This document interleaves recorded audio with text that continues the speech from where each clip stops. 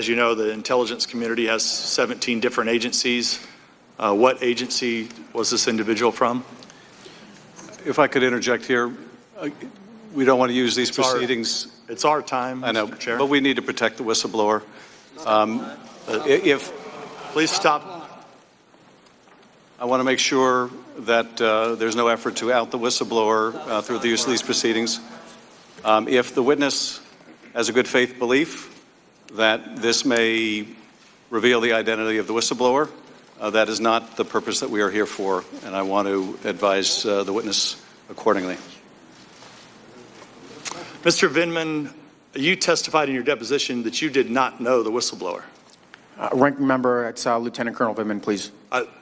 Lieutenant Colonel Vindman, you testified in the deposition that you did not know who the whistleblower was, or is. I do not know who the whistleblower is. That is so how is it possible for you to name these people and then out the whistleblower? Per the advice of my counsel, I've been advised not to answer specific questions about members of the intelligence community. Are you aware that this is the Intelligence Committee that's conducting an impeachment hearing? Of course I am. Wouldn't the appropriate place for you to come to testify would be the Intelligence Committee about someone within the intelligence community?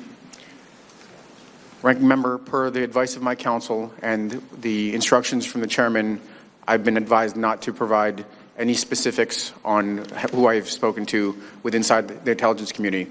What I can offer is that these were properly cleared individuals, or was a properly cleared individual with a need to know. Well, this is, I mean, you can plead the fifth, but you're here to answer questions, and you're here under subpoena.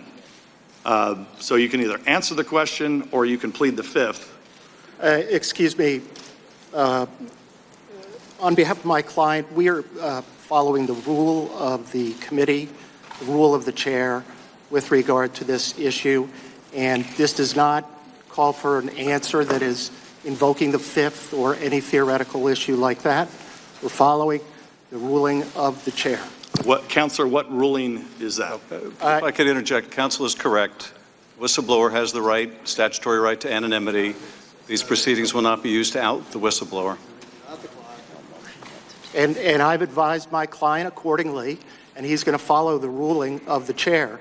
If there's an alternative or you want to work something out with the chair, that's up to you, Mr. Nunes. Well, we've attempted to subpoena the whistleblower to sit for a deposition.